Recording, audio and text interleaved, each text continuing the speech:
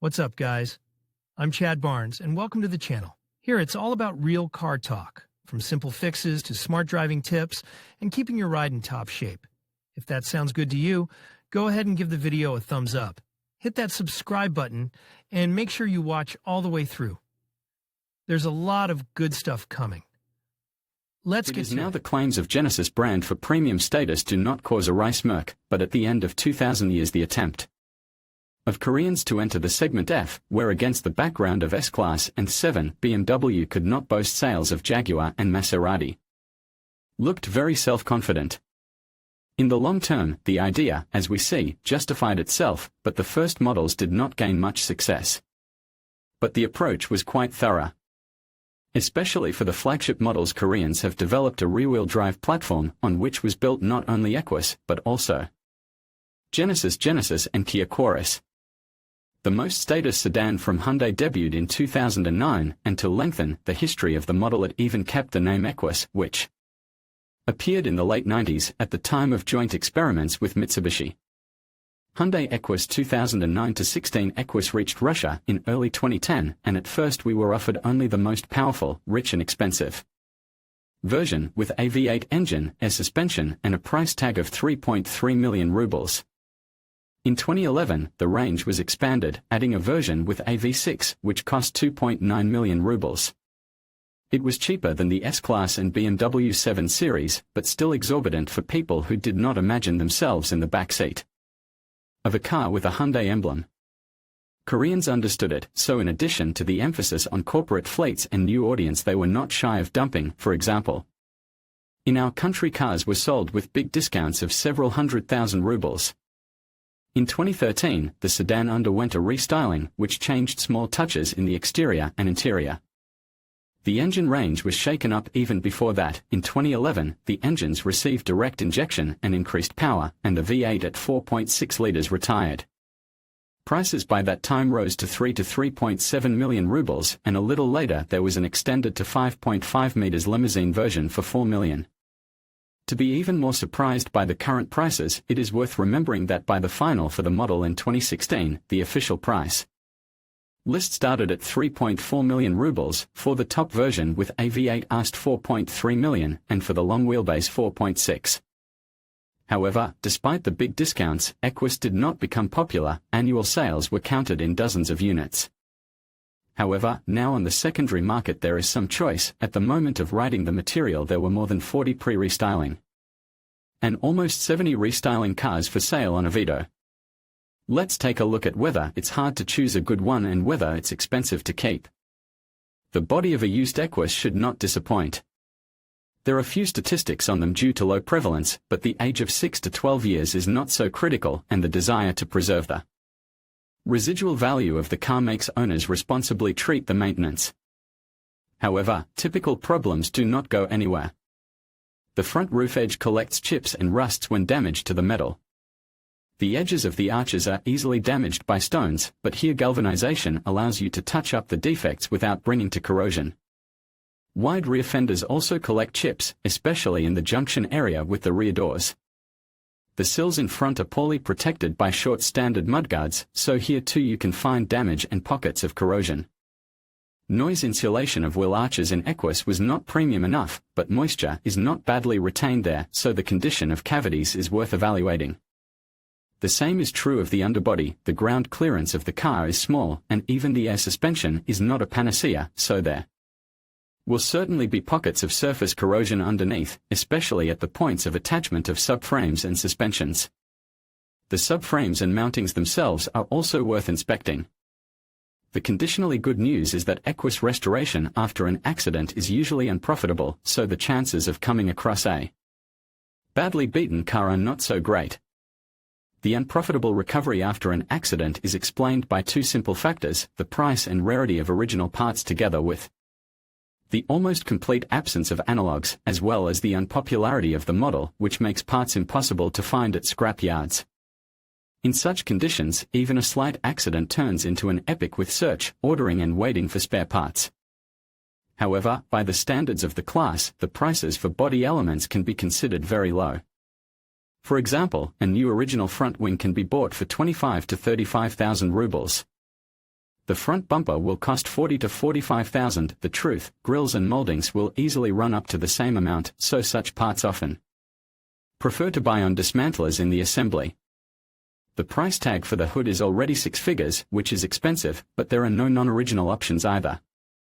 But if the hood is rarely changed, the windshield, much more often, and here the prices are also inhuman. The cheapest variants start from 40 to 50,000 rubles. A thermal acoustic glass for cars with projection goes far beyond 100,000. At the same time, there are practically no decent analogs, only extremely rare Chinese variants. There is nothing to say about headlights, of course, they are only original. Basic xenon will cost at least 80 to 90,000, and the top optics with diode low beam will cost from 100 to 120,000 per unit. By the way, the diode taillight is not much cheaper, the same 80 to 90,000. In general, a slight accident when buying new parts can cost half of the cost of the car on the secondary market, so it is better not to have an accident on Equus. Suspensions of the sedan are quite in line with the segment, double wishbone in front and multi-lever at the rear. In fact, the front suspension can also be called multi-lever, 2 separate levers at the top and bottom. And the prices of these levers in the original version are not very happy. For example, the lower ones cost 20 to 25,000 each, and the upper ones 5 to 8,000 each. Fortunately, the upper ones can be bought non-original for 2 to 3,000, and for the lower ones there are silent blocks. In some places, however, only original for 2 to 3,000 apiece, but it's still better than changing the whole arm or picking up bushings with a ruler. Front hubs are changed as an assembly and cost under 20,000 for the original and 9 to 10,000 for analogs, but for connoisseurs there is Timken for 40 to 45. Stabilizer struts are in the range and are cheap, even the original can be bought for 2,000. Rear levers in their bulk are cheaper than the front ones, many can be bought for 5 to 8,000, some for 12 to 15, but here, fortunately, there are also analogs for 2 to 4,000 and silent blocks. Nevertheless, when buying Equus with a run, the suspension can definitely become a reason for bargaining. Separate parts are not very expensive, but their number makes qualitative reassembly very costly. And there are frankly expensive elements, as it is easy to guess, it is air suspension. Front air suspension costs 100 to 150,000, and if for the same W220 it is possible to find non-original or separate cylinder, then here there is only one option, factory. At the back, the cylinders are installed separately, and instead of the original for 40 to 50,000, you can even buy a non-original for 30. Do not forget about the potential replacement of the compressor. It will cost 70 to 80,000 for a firm and 50,000 for a piece analog. Add to it adjustable shock absorbers at 60 to 70,000 per piece instead of 30,000 for usual ones, and you will get a picture of complete ruin of the person who lightly bought Equus instead of new Solaris. Hyundai Equus 2009-16. The braking system is not so powerful for the executive class. In the front it is 4-piston fixed calipers and ventilated discs for 345 or 360 mm, and in the rear, single-piston mechanisms with a floating bracket and ventilated discs for 314 mm. Consumables are not too cheap, but moderately priced. The front disc can be bought for 7 to 15,000 instead of 20 to 25,000 for the original, although the range is relatively small. The rear ones are easier, there are more analogs, and prices start from 4 to 5,000. Pay attention to the operation of the electromechanical parking brake, driving the drum mechanisms in the rear discs.